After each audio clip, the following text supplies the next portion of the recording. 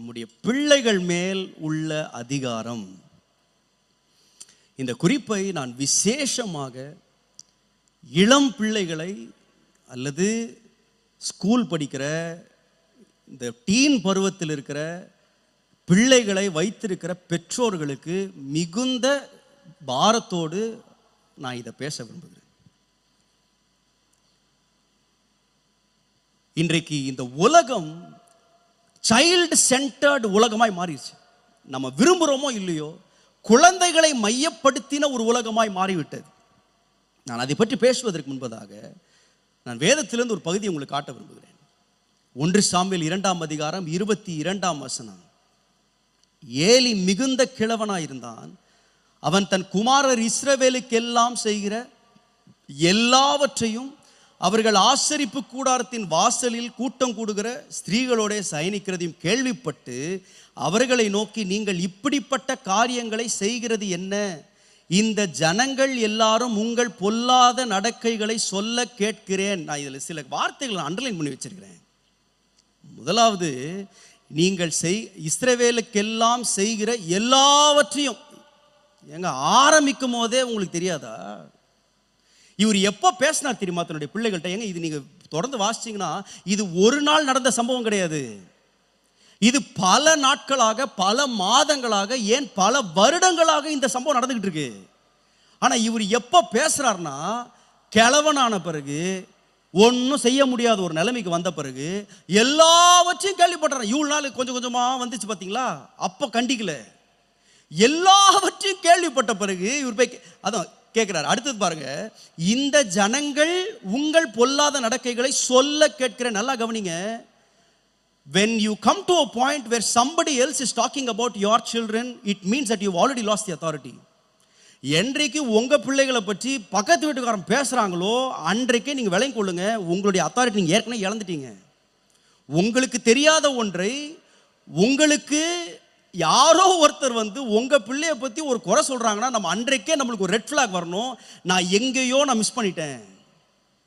எனக்கு தெரியாத ஒன்றை ஊர்ல இருக்கிறவங்க வந்து என்கிட்ட சொல்றாங்க அப்படின்ற ஒரு நிலைமைக்கு நீங்கள் வந்திருந்தால் நீங்க விளங்கிக் கொள்ளணும், ஏதோ ஒரு இடத்துல நான் என்னுடைய அத்தாரிட்டி நான் இழந்துட்டேன்.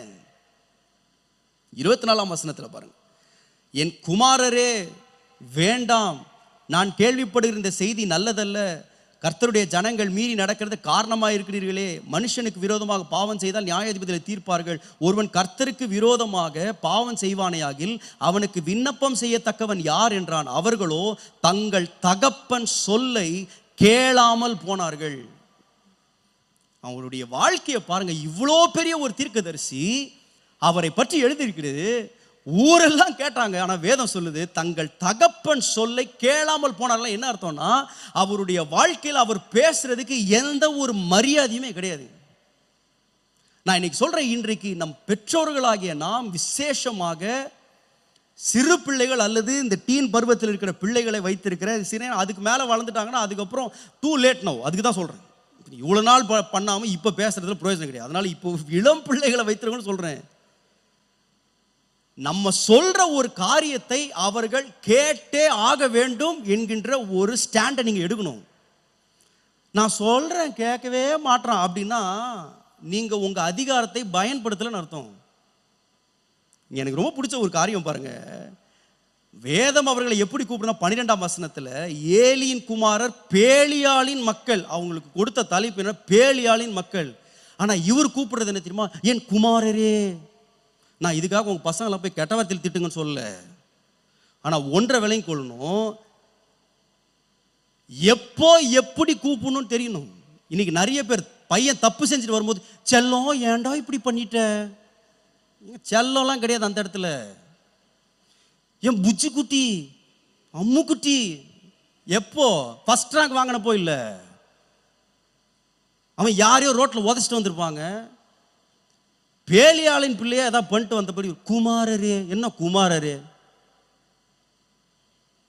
நம்ம நல்ல ரொம்ப the problem is, நம்ம எந்த நேரத்தில் நம்ம எப்படிப்பட்ட அதிகாரத்தை இதுக்காக நீங்க அப்படியே பயங்கர கொடுமையான ஆட்களாக இருக்கணும்னு நான் சொல்ல.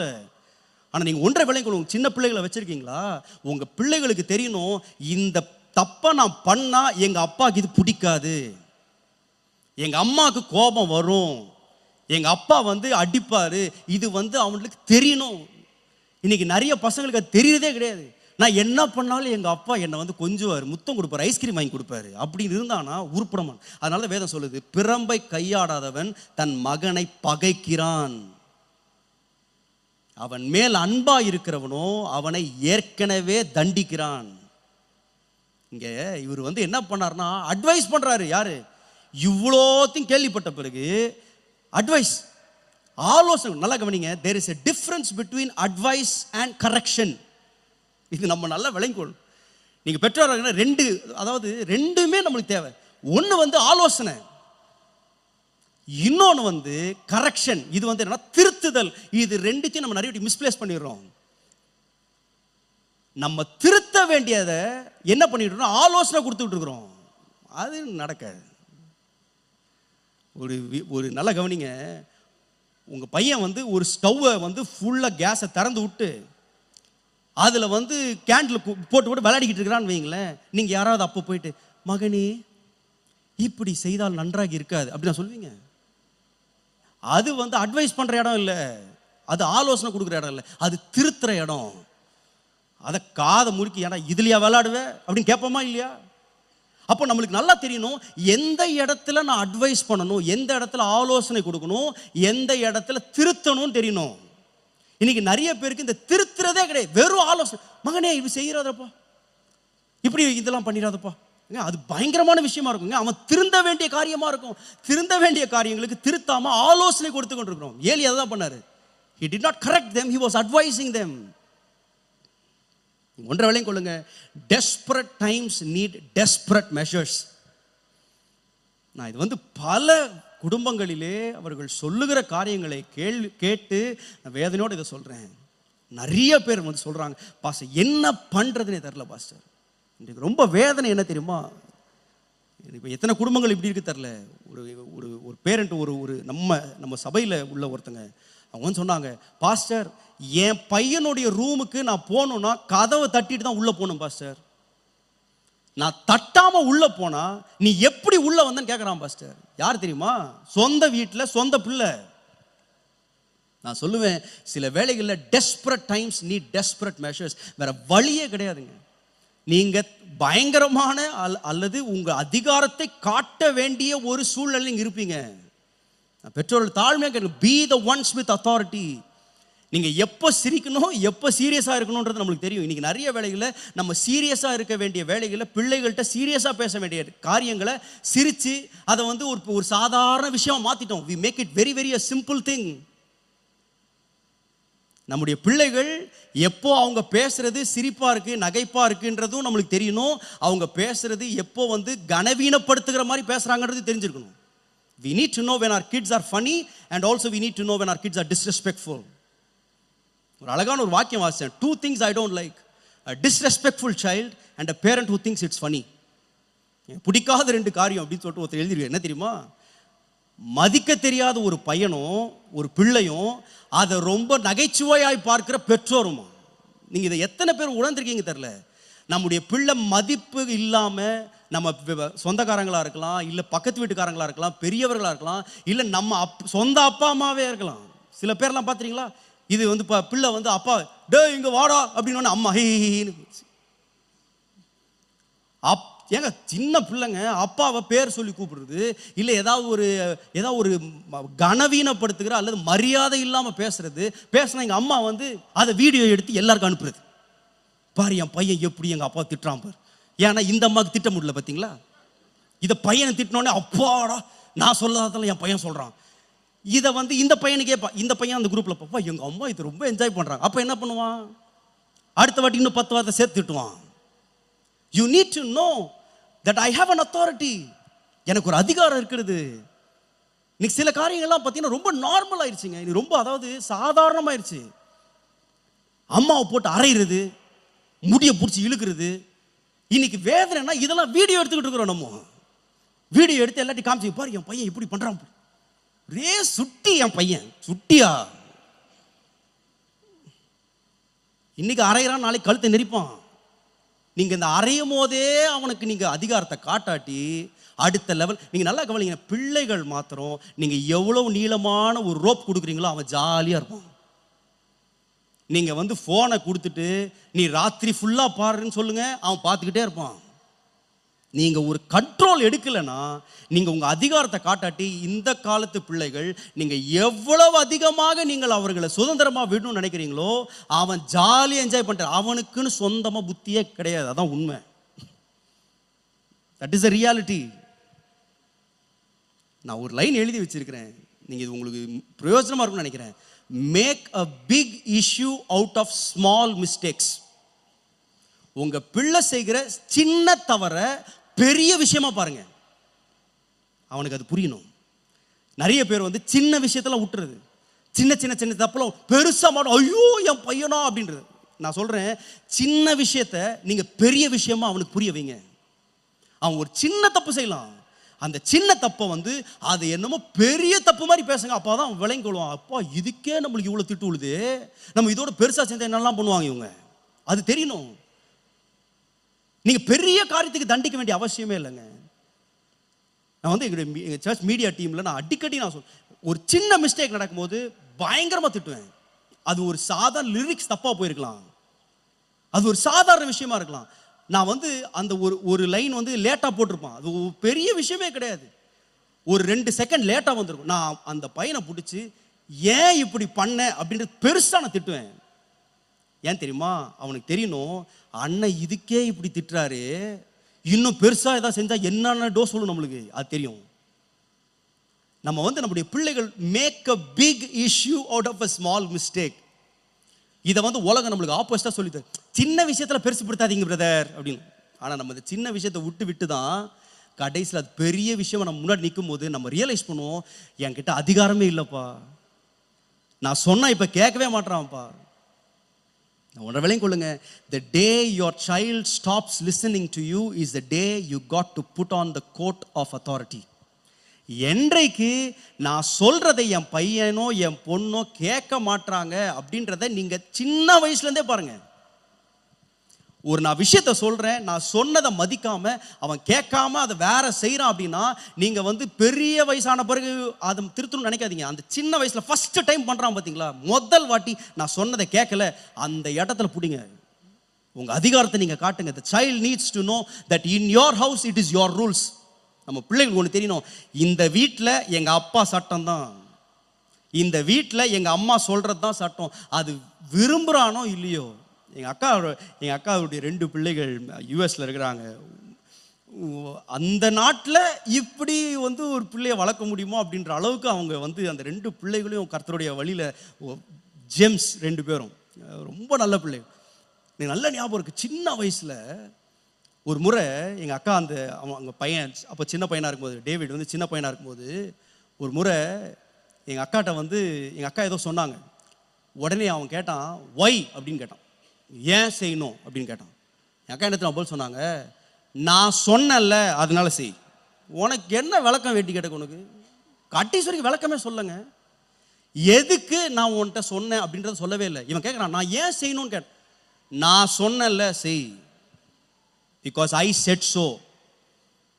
உனக்கு நான் விளக்கம் கொடுக்க வேண்டிய உனக்கு வயசும் கிடையாது, எனக்கு அவசியமும் கிடையாது, நான் சொல்கிறத நீ செய், அவ்வளோதான்.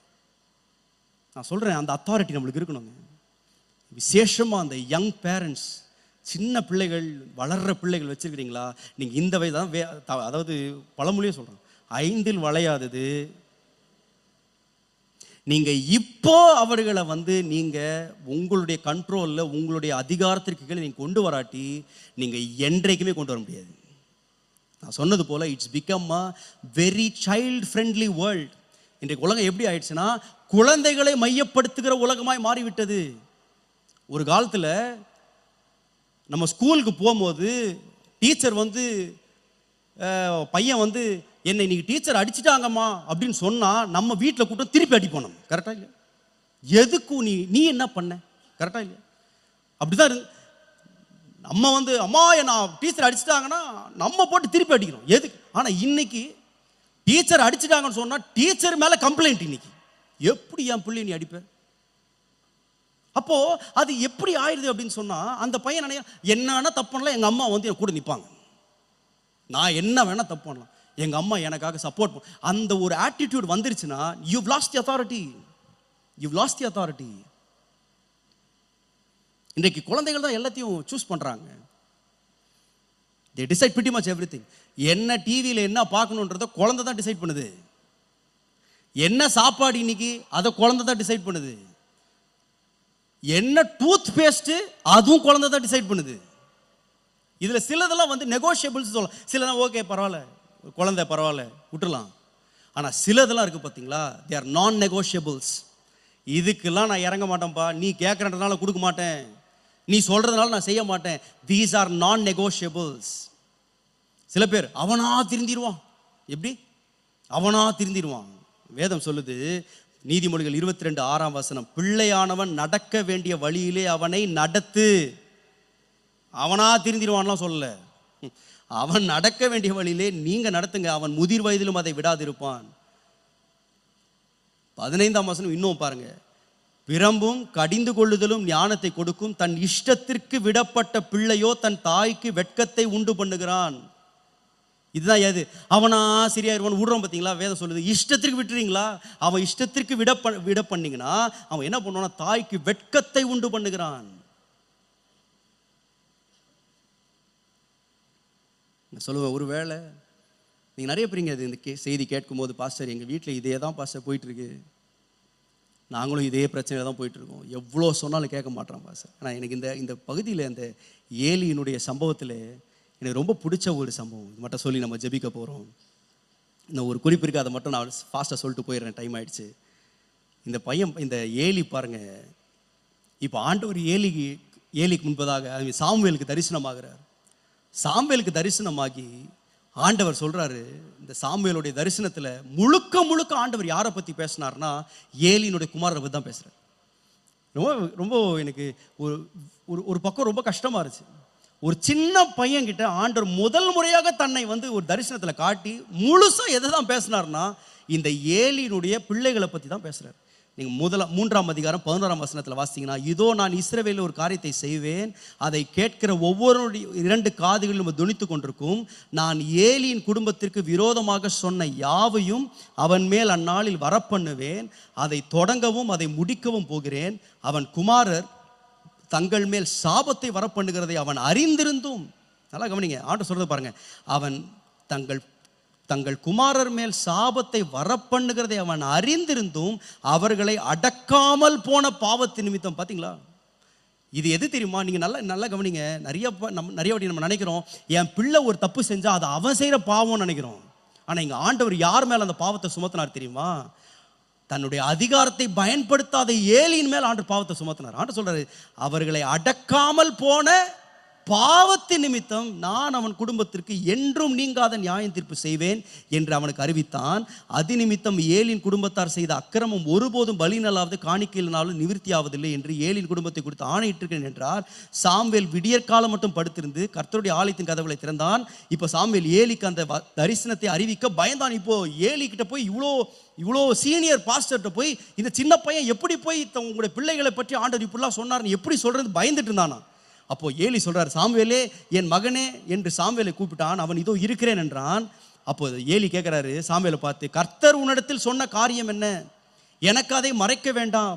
அவர் உன்னிடத்தில் சொன்ன சகல காரியத்திலும் யாதொன்றையும் எனக்கு மறைத்தாயானால் தேவன் உனக்கு அதுக்கு சரியாகவும் அதிகமாக செய்வார் அப்படின்னு சொல்ற உடனே சாமுவேல் ஒன்றையும் அவனுக்கு மறைக்காமல் அந்த காரியங்களை எல்லாம் அவனுக்கு அறிவித்தான். இப்போ நல்லா கவனிங்க, ஆண்டவர் என்ன சொன்னாரோ, அதாவது இந்த ஏலியின் குமாரனை நான் அழிக்க போறேன், அவங்களுடைய அக்கிரமம் பயங்கரமா இருக்கு அப்படின்னு சொன்ன எல்லாவற்றையும் இப்போ சாமுவேல் என்ன பண்றாருன்னா ஏலிக்கிட்ட சொல்லிடுறான். ஏங்க நான் கொஞ்சம் யோசிச்சு பார்த்தேன், இப்போ ஆண்டவர் சொல்றாருங்க, ஒரு 2 பிள்ளைகளையும் நான் அழிக்க போறேன் அப்படின்னு சொல்லிட்டு ஒருத்தங்க வந்து உங்ககிட்ட உங்க பிள்ளைகளை பத்தி ஒரு தீர்க்க தரிசனம் சொன்னா நீங்க என்ன பண்ணுவீங்க? உடனே ஆண்டவருடைய பாதத்தில் விழுந்து, ஆண்டவரே என் பிள்ளைகளை மன்னிச்சிருங்க ஆண்டவரே, நான் ஆக்ஷன் எடுக்கிறேன் ஆண்டவரே, நான் ஏதாச்சும் பண்ற ஆண்டவரே, என் பிள்ளைகளை அழிச்சிடாதீங்க ஆண்டவரே, நம்ம அப்படி கெஞ்சோம்ல. ஆனா இந்த மனுஷன் பாருங்க, அதற்கு அவர் கர்த்தர், அவர் தமது பார்வைக்கு நலமானதை செய்வார். என்னங்க சொல்றாங்க இங்க வந்து சாமுவேல் சொல்றோம், பிள்ளை ஆண்டு அழிக்க போறாரு அப்படின்னு சொன்னா கர்த்தர் நலமானதை செய்வார். நான் சொல்றேன், நான் ரொம்ப வேதனையாக இதை படிக்கும்போது, இந்த மனுஷன் என்ன பண்ணல தெரியுமா? ஆண்டவரே, அட்லீஸ்ட் இதையா சொல்லு. ஆண்டவர், நான் எவ்வளவோ சொல்லிட்டேன் ஆண்டவரே, அவன் கேட்கல ஆண்டவரே, உம்முடைய கரத்தில் ஒப்பு கொடுத்துட்றான் ஆண்டவரே, நீங்கள் எப்படியாச்சும் அவனை கொண்டு வாங்க ஆண்டவர், நான் அவனுக்காக ஜெபம் பண்ணுறேன் ஆண்டவர், ஏதாச்சும் ஒன்று சொல்லியிருக்கலாம். ஆனால் இந்த மனுஷன் பாருங்க, கர்த்தருக்கு நலமானதை அவர் செய்வாராக. நான் சொல்கிறேன், ஒருவேளை இன்றைக்கு இதற்கு மேலே என்னால் முடியாது அப்படின்ற ஒரு நிலைமை நீங்கள் வந்தாலும், நான் சொல்கிறேன், நீங்கள் ஆண்டவர்கிட்ட உங்கள் பிள்ளைகளை ஒப்பு கொடுத்துருங்க. ஆண்டவரே, இந்த பிள்ளையை நீங்கள் பார்த்துக்கோங்கப்பா, என்னால் முடியல ஆண்டவரே, என்னால் இதை செய்ய முடியல ஆண்டவரே, நீங்கள் இந்த பிள்ளையை நீங்கள் பாதுகாத்து கொள்ளுங்க, நீங்கள் இந்த பிள்ளையை நடத்துங்க. இந்த ஏலி மாதிரி இல்லை ஆண்டவரே, என்னன்னா செய்யுங்க, உமக்கு என்ன விருப்பமோ செய்யுங்க, சாகடிக்கணுமா சாவடிங்க, அப்படி இல்லை ஆண்டவரே, என் பிள்ளையை நீங்கள் பாதுகாத்து கொள்ளுங்க, என் பிள்ளையை நீங்கள் பாதுகாத்து கொள்ளுங்க. முதல்ல